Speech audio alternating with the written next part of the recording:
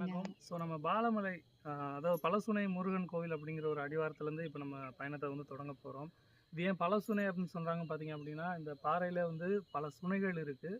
அதே மாதிரி இந்த சுனையில் பார்த்தீங்க அப்படின்னா கிட்டத்தட்ட ஒரு 10 அடி 10 அடி 5 அடி 4 மட்டும் 5 மட்டும் நிறைய பேர் இறந்துருக்குன்னு சொல்லி சொல்கிறாங்க. இந்த சுனையோட இன்னொரு சிறப்பு என்னன்னு பார்த்தீங்க அப்படின்னா, இங்கே ஒரு எலுமிச்சம்பழம் நீங்கள் போட்டிங்க அப்படின்னா இங்கேருந்து எழுமலை அப்படிங்கிற ஒரு ஊரானது வந்து 2 கிலோமீட்டர் தொலைவில் இருக்குது. ஸோ இங்கே போட்ட பழத்தை அங்கே எடுக்கலாமா, சுரங்கம் இருக்கு. ஆமாம், இதுக்குள்ளே வந்து பார்த்திங்கன்னா சுரங்க பாதைகளும் இருக்குது. ஸோ இதுவே வந்து நமக்கு ஆச்சரியப்படக்கூடிய விஷயங்கள்.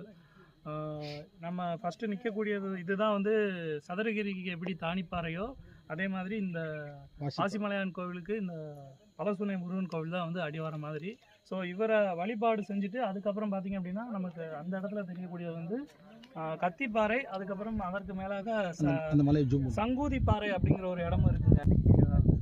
ஃபஸ்ட்டு கத்திப்பாறை, அண்ட் தென் அதுக்கப்புறம் சங்கூதி பாறை, அதுக்கப்புறம் சமதள பாதைகள் இருக்கிறதாகவும் சொல்கிறாங்க. ஸோ இங்கே நார்மலாக நம்ம மலையேற்றம் செய்கிறதுக்கு 2 மணி நேரம் ஆகுது. அதாவது வேகமாக போனோம் அப்படின்னா. பொதுவாக நான் எந்த ஒரு மலை ஏறினாலும் வந்து அவசரப்பட்டு போக மாட்டேன். ஏன்னா இங்கே உள்ள அந்த காற்றை சுவாசிக்கணும், பல ஜீவராசிகளும் வந்து இருக்குது. ஸோ அவங்களுக்கு எந்த ஒரு தொந்தரவும் கொடுக்காம நம்ம வந்து நிம்மதியாக வந்துட்டு கும்பிட்டுட்டு போகணும். ஸோ உங்களுக்கு ஒரு வாய்ப்பு இருந்தது அப்படின்னா நிச்சயமான முறையில் நீங்களும் வாங்க. ஸோ நம்ம போகலாம்.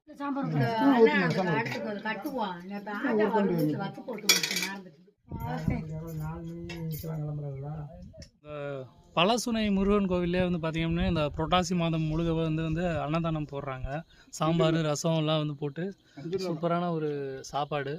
நம்ம எதுவுமே கொண்டு வரல, ஏன்னா நம்ம பிளானே வந்து அன்பிளான்டாக தான் இப்போ கிளம்பி வந்தோம். அதனால் எதுவுமே கொண்டு வராதனால ஸோ எங்கள் கொடுத்த அந்த அன்னதானத்தை சாப்பிட்டு தான் வந்து கிளம்ப போகிறோம். ஸோ சாப்பிட்டுட்டு நம்மளோட பயணத்தை தொடங்கும். ஒரு 10 மணிக்கு கிளம்புனா இங்கே ஒரு 3 மணிக்கு இறக்கி விட்டுருவோம் மதுரையில். ஒரு சூப்பரான அன்னதானத்தை சாப்பிட்டுட்டு நம்மளோட பயணத்தை அகைன் தொடர்றோம். இந்த மாதிரி காட்டு வழி பாதை தாங்க.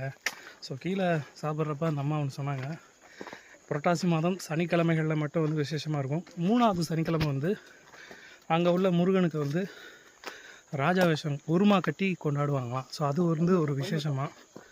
அதே மாதிரி அந்த நாளில் கூட்டமும் அதிகமாக இருக்கும் 3வது சனிக்கிழமை.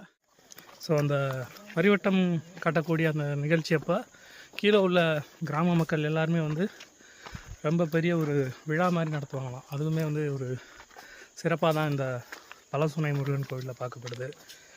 ஸோ நம்ம ஏறுற வழியெல்லாம் பார்த்திங்க அப்படின்னா வெறும் லெமன் கிராஸ் அலங்க இருக்குது. ஆனால் இன்னும் வெயில் வரல. ஸோ அதனால் நம்ம